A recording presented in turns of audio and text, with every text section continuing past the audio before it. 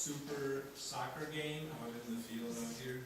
And then afterwards, we're going to have a super God party at 6 o'clock, a potluck in the hall, and everybody's invited to bring something and come celebrate the purification of Our Lady and the presentation of Jesus in the temple. Nomine Patris et Filii et Spiritus Sancti. Amen. Before, and if you read this in the Old Testament, there's a time when the beautiful temple that the Jewish people made under the direction of King Solomon, that God truly came into the temple in this bright, beautiful light and presence, just like what happened out on Mount Sinai, and later on when Moses would go into the tent, this bright light and bright presence of God came into the temple. And that was a rare experience. But this is what the people were waiting for. And so then, when Jesus is born, so humble, hidden in his humanity, and then first we celebrated after the birth of Joseph and Mary, bringing him 8 days later for his circumcision, obeying the Jewish laws, humbly obeying them. Now it's 40 days after the birth of Jesus, after Christmas.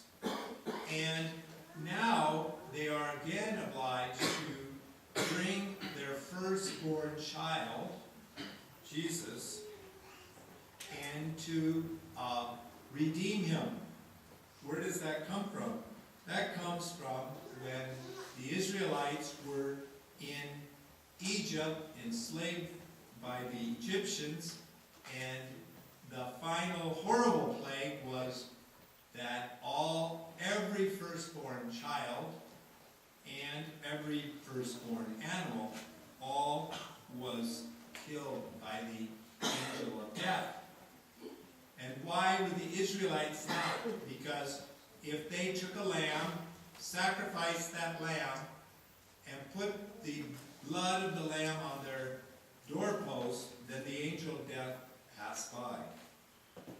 So, in memory of this important event, every male that was born had to be redeemed, purchased back from God. But every is given to God. The first male, it has to be the firstborn male that opens the womb of the mother, is a special male that is to be dedicated to God. And in Ireland, they were always given as priests. That was it. You're the firstborn male, you are going to be a priest. And so it is a very sacred thing to be the firstborn male. But that shows all our children are gifts from God. The girls were taken to the temple for purification, the mother's purification, 50 days. For the males, it was 40 days, the girls. But they didn't have to redeem the girls. And so also today is the purification of Mary's giving birth to Jesus. But Mary was a virgin before, during, and after birth. There was no bleeding, nothing that she needed to be purified for. But she still came according to law. And when she comes, and with Jesus and St. Joseph, there comes again that bright light, but this time we can't see it. But we have to have faith. And right now, the light is here in the Blessed Sacrament. That's why we have candles. And how important to have the light of Christ. And I was thinking about the light of Christ. We take for granted electricity. We come home at night, it's dark. Automatically, electricity lights up the garage. as the garage door opens automatically by electricity normally, and there's a light on, we can see. The cars have headlights, you can see. We get home, what if there's no lights? How are we going to find our way around? And how important before candles or little kerosene lamps were before. And I was thinking about, like, normally, like, today we're so careful. Oh man, don't have a candle. You might burn down the church. You might burn down the house. Gotta be so careful. How did people have light for centuries and centuries? They didn't have electricity. Electricity is a late invention. They had candles. They had lamps. We survived. We were careful. But the great thing of having electricity, we really don't appreciate it until it's gone, and for a long time, like when there's been these like storms, like Sandy back east, they didn't have electricity for a long time. So we don't appreciate light. We are in this it's still a dark time. So nice this morning when I was helping give out communion, and there was light coming into the church again, you know, real sunlight. You know, it's like, oh, it's so nice to see real sunlight, because so often, like, did the 6:30 Mass and it's almost all dark, you know, and then dark early in the evening. How beautiful things of light are, but do we appreciate them enough? But again, the real light is Jesus. And he comes into the darkness, which is the world of the devil. And more people are going into, they hate the light now. In every way, we find that the youth hate being awake in the daytime. They like to be out doing evil things in the nighttime, partying, drugging, sexing, all these things in the dark. And they don't like getting up early. And the parents have to, when they have their time off, school vacations, and the parents let them do it because they're off busy too. They sleep until 1, 2, 3, 4 o'clock. Then at night, they're waiting for someone to text message them that there's a party. Just talking to a woman, a husband and wife about their daughter, and she's always waiting, and then sure enough, and off she goes and gets drunk, and then last weekend, she didn't show up until they were worried all night, and then she called and said, come pick me up, someone dropped me off at Walmart, I'm over here, can you come pick me up? You know, this is the next morning. And then she'll go home and just sleep. You know, that's wrong. As they say, we're not bats, we're not rats, we're humans. We have human eyes, we don't have nocturnal eyes, because we are people of the light. The other huge darkness is the Illuminati, and I don't know in the Super Bowl game, but on many of these big things, they've had the initiation of the Illuminati and these big shows without people really knowing it. But also this week, a mother told me about her son who got all involved in the Illuminati, and he hates them now because it destroyed his life. He goes, I hate the Illuminati, they destroyed my life.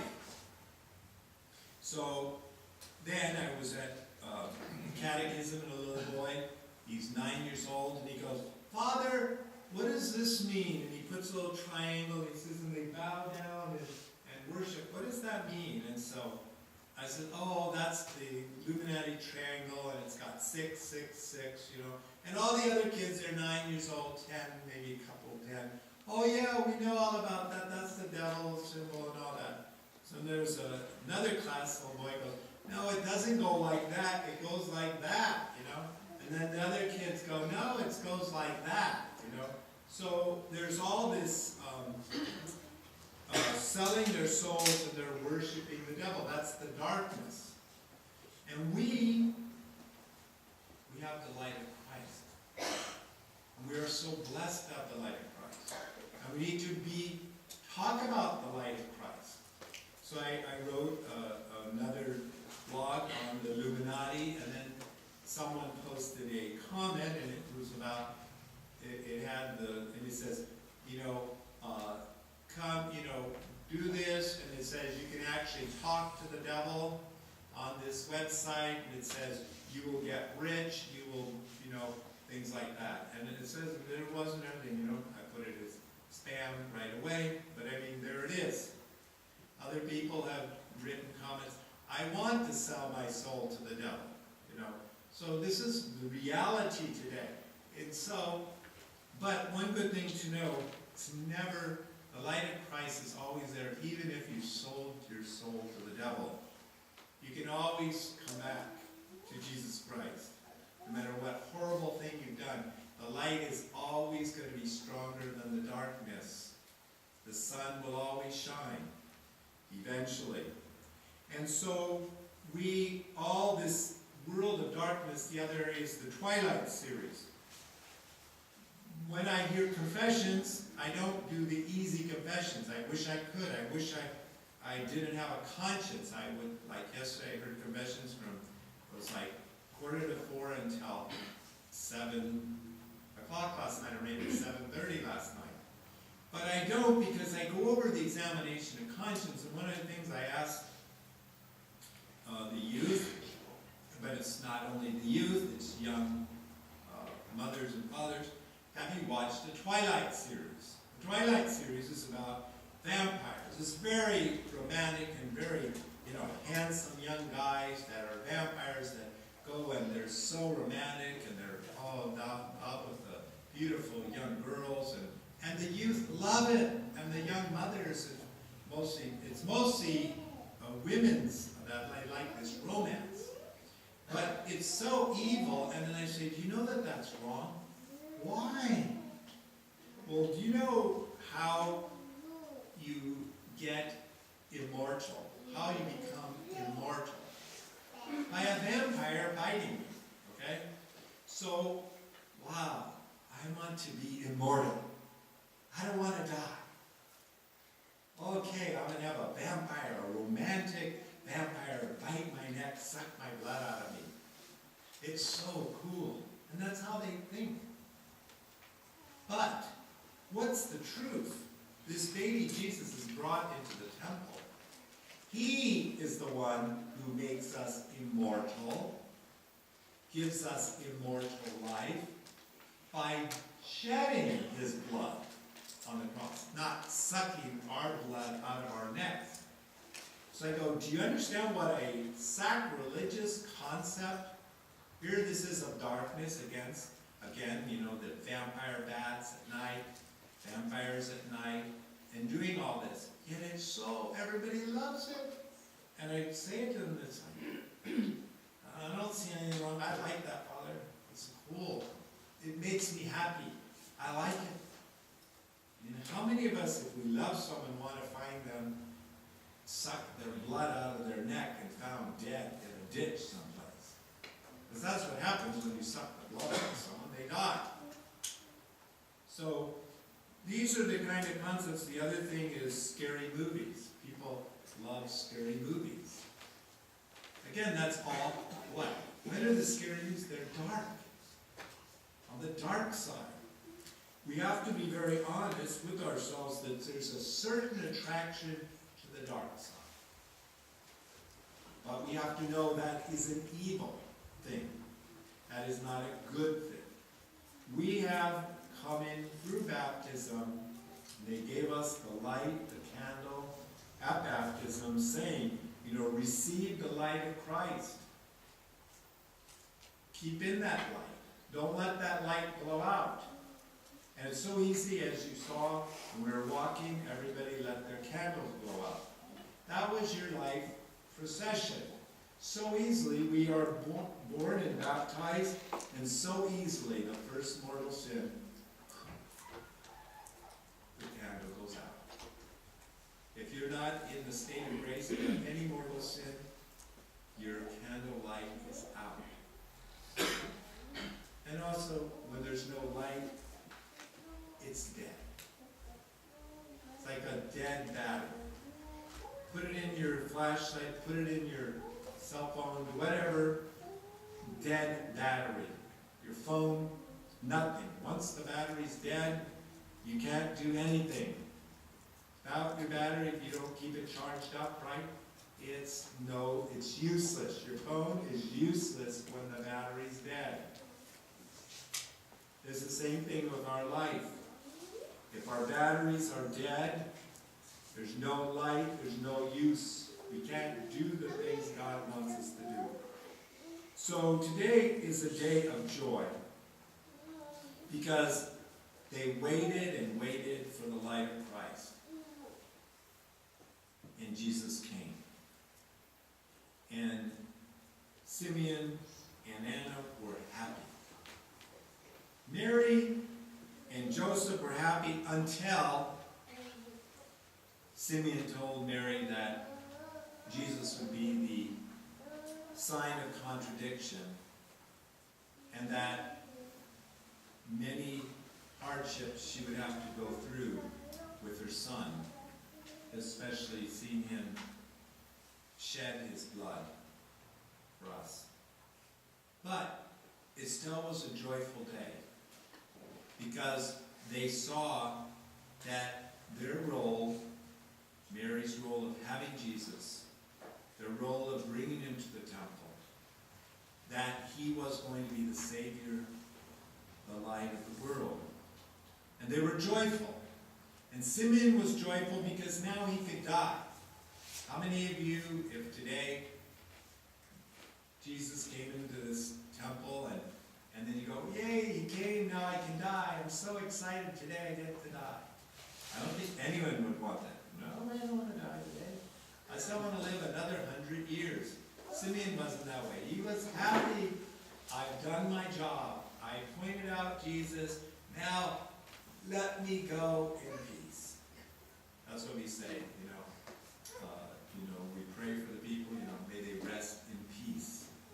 Simeon was like, whoa, good, now I can rest in peace. I've been praying and praying and praying and waiting, and now Jesus has come. Now I can rest in peace. So we are blessed, and it's a happy day. It's not, everybody in the world is all excited about Super Bowl Sunday. I think this is the best day. I will spend 4 or 5 hours. I wonder how many people would be willing to spend 4 or 5 hours before the Blessed Sacrament and find that fun. If we put Jesus on today, and today there's going to be 300 million people watching the Super Bowl. If we put Jesus on the program, how long do you think people would watch? How many people would watch? Some people, I asked them, they said, maybe 10 people. I don't know. I think there'd be a few more people than that. The joy of Jesus, the light of Jesus is such a wonderful thing.